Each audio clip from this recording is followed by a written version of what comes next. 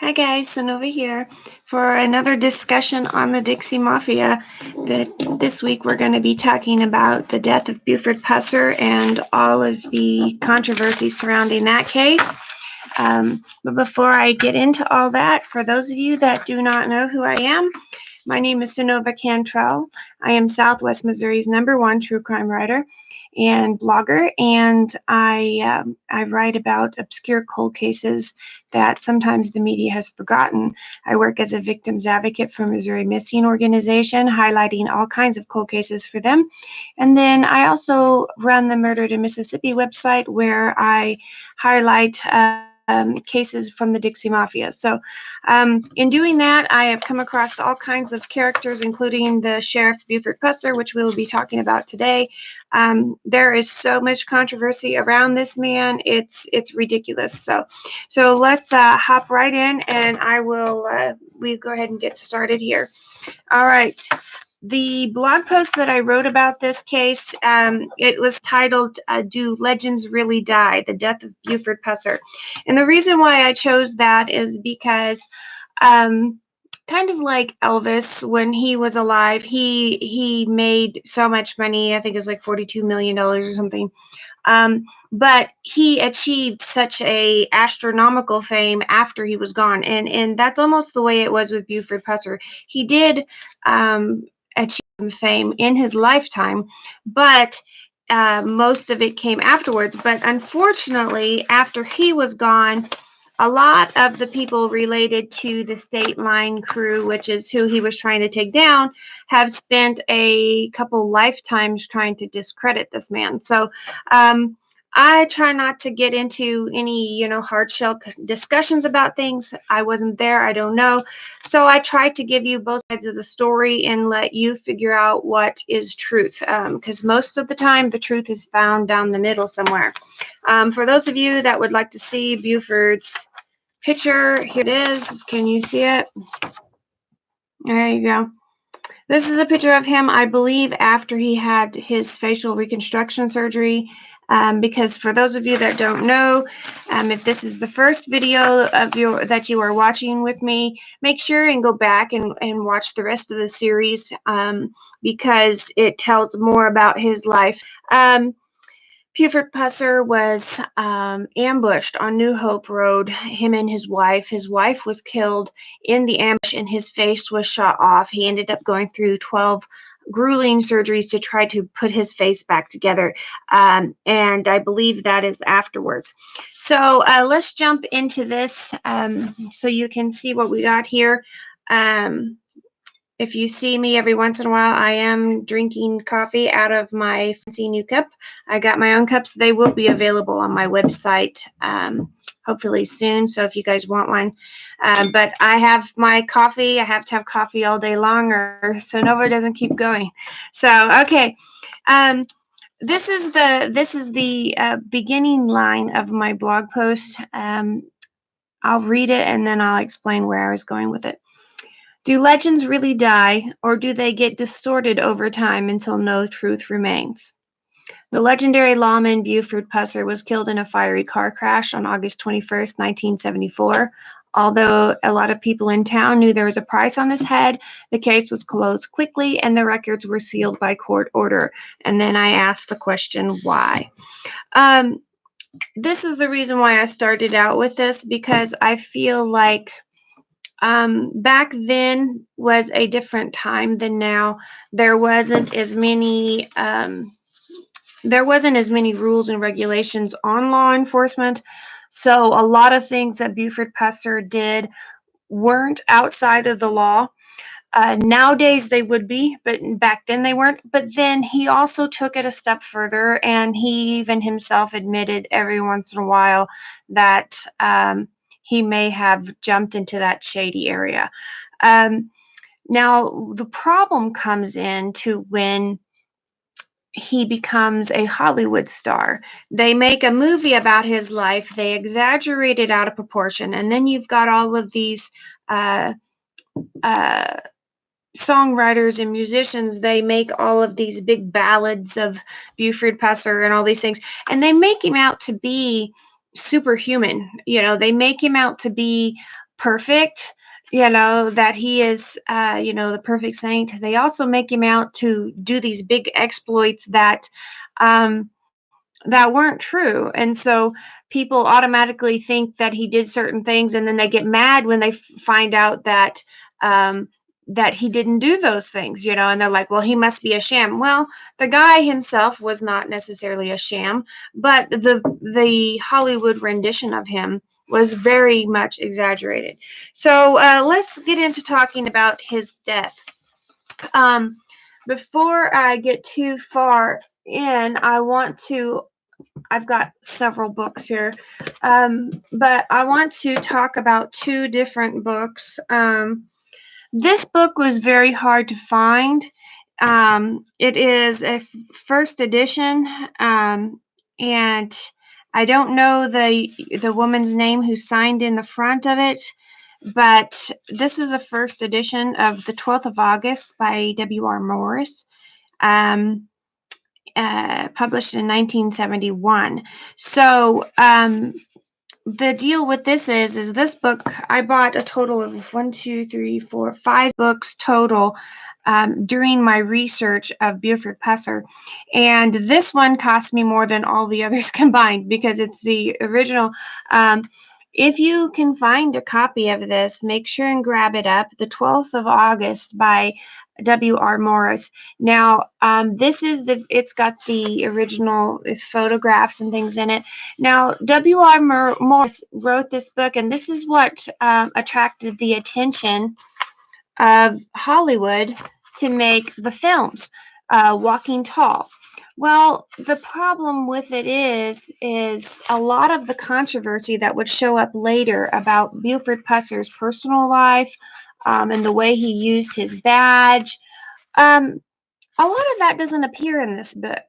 And I find it interesting that this gentleman writes a few more books in the meantime, and his outlook on Buford Pusser changes. So I will put a little information out about that later, why I think that happened. But this is the original book that kind of started it off. So if you can find this, grab it up. I would highly suggest it.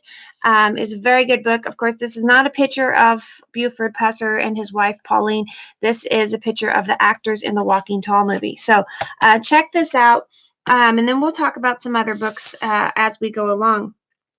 Okay, so Buford Pusser actually dies just after midnight, August 21st, 1974, in a fiery car crash. Here, let me move this screen. He drove a souped-up Corvette, and he had a habit of driving fast like a maniac. And of course, I don't think the speed limits were 55 back then either. But he would always drove in excess of 100 miles per hour, and so he hit an embankment, was thrown from the car, and died from a broken neck. That's what the official story is. So let's talk about the night before. On August 20th, 1974, Buford and his daughter, Dewana, they went to the McNairy County Fair. Now, he had just announced that he had signed a contract with Bing Crosby Productions to actually portray himself in the next Walking Tall movie. So he had already gotten a little bit of, fame from the first Walking Tall, but the second one, he was going to play himself in it. But then by that evening, him and his daughter went to the county fair. He is seen by a lot of locals there. So he played basketball with some of them, and they recall that he seemed just in about 7 p.m. But then there's some other locals that noticed by 10 o'clock that evening, he started to slur his words a little bit. And they were wondering if he had been drinking something. But nobody noticed him drinking anything, alcohol beverages, outright. If he was, there is a chance he was seen walking around with some of those I don't think they were Dixie cups, but they basically the plastic cups. He was seen carrying a cup, so no one's for sure what was in that. He did order 2 barbecue sandwiches and a fish sandwich and 2 glasses of water from the food stand. So we do know that he ate and drank something. But then when he went ready to leave that night, another witness said that he was parked next to him and something seemed a little off about Buford when he got in his car, and then he tore out of the driveway like a crazy teenager. And although Buford Pusser drove fast, he handled his car very well, and he I don't know if you could say responsible, because if you're driving over 100, I don't think that's responsible, but he was very good at handling his car. And so for him to sling out of there very recklessly was unusual for him, and it was enough that this man noticed. Now, this is where things get a little messy. Dewana wanted to leave as well, so they left, but they didn't leave together. Dewana left with a friend. Okay, now they say that Dewana and her friend left a little earlier, just like a moment or two earlier, and then Buford Pusser spun out of the driveway. Well, Dewana and her friend were a couple miles down the road when her father, in his Corvette, flew past them at a high rate of speed, and there was a comment made, I'm not sure if it was by Dewana or the driver of the vehicle, that says, oh, well, there goes Buford, flying low, well, it took 4 or 5 miles to catch up to the Corvette, but by the time they did, all it was left was a fireball. He had somehow slammed on the brakes and left over 500 yards of 500 feet of skid marks down the highway. He crossed over into the opposite lane, crossed through the lot of an old gas station, crossed the side road that was meeting up to the road he was on, crossed that road and hit a embankment, and then he was thrown from the car, and the car caught fire, and he was laying just behind the car with a broken neck. Now, just to make things worse, it seems like, as if that wasn't horrible enough, his daughter Dewana and her friend drive up on the accident a few moments later, and she runs out hysterical to her father. The car is on fire by now, and it pulls him away from the fire, and he has just enough strength left to say Dewana, and that's it. And so it is very sad, very troubling, horrible situation. But then here comes in the rumor mill immediately. Of course, there was 2 more Walking Tall movies that would come out. So, of course, they made a big deal of the controversy, so that just kind of solidified it in the public mind even more. So I'll get into that a little bit, but there was one rumor that the brake lines had been cut, and that can be obviously dismissed right away, because if the brake lines had been cut, he wouldn't have left 545 feet worth of skid marks. So we know that the brake lines weren't cut. Now, the official ruling was that he was drinking too much, he was driving too fast, he didn't have a seatbelt on, and he died as a result of those things. The blood alcohol level was 1.8. For someone my size, 5'2", small built person, that would be astronomical amount for me. I mean, I've never drank, but that would be a big amount for my body size.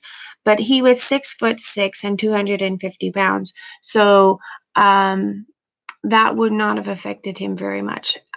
because he was just so big. There was a lot of mass there. So the concept of being, crazy drunk can be partially thrown out the window. Now, the manufacturing company was called in to investigate the wreckage because there was another rumor that the tie rods had been tampered with, and because the tie rods were broken. And so they investigated and everything, and they said, no, there was no defect. There was no defect in the design of the tie rods. There's nothing. Basically, they're like, well, it's not our fault. We didn't do nothing. It was manufactured correctly. Of course, if it hadn't been manufactured correctly and there was some sort of recall that needed to be done, you really think they're going to take credit for killing a massive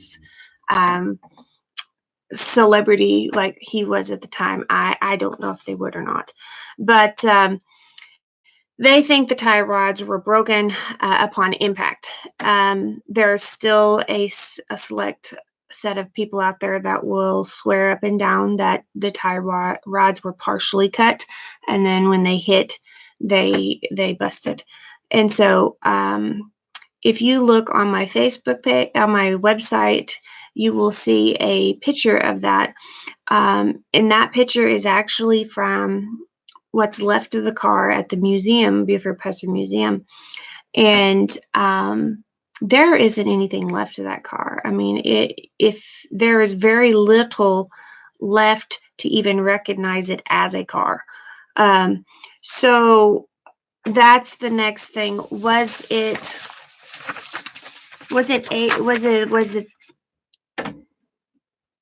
Is it possible to tell if they were tampered with or not? The state of the car after being on fire,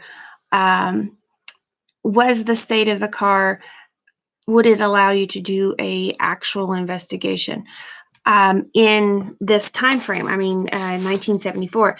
Nowadays, they've got all sorts of forensic science and things that, yes, I believe it probably be possible now.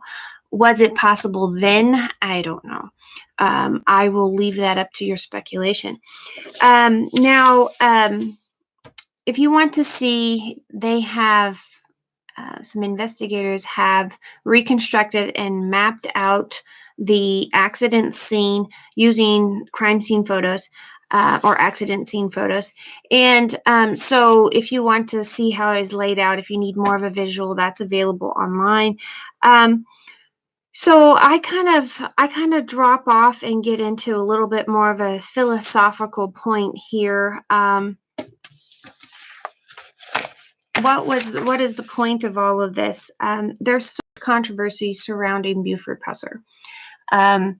Some say that he wasn't faithful to his wife. Some people say that he murdered Louise Hathcock. It wasn't self-defense. Some people say that he had his own moonshine business, which no one could ever prove that or find that. Some people say a lot of things about this man, but I would like to give you a word of caution before you just go off on a tangent and believe everything you read about him. For one, life was really different in the 70s. For two, keep in mind that 90% of everything you read is going to be interviewed. People have been interviewing certain people and get this information. Well, those people that are being interviewed are related to the bad guys in the story. So, if you take that to a court of law, that would be considered a conflict of interest. So that's where I hesitate to say, was he a saint? No. Did he cheat on his wife? I don't know. I would like to think no. I mean, everyone wants to believe in this big hero, but I don't know. Is that relevant to the story? No, not really. Did he do his best to stand up for what he believed was right? Yes. Did he do his best to help clean up the state line mob? Yes. Did he do it all his own? No. That actually came from the song about him. in his lifetime, the people of McNairy County, he was just another sheriff. I mean, they pay tribute to him now and everything for all of his achievements, but at the time he was just another cop.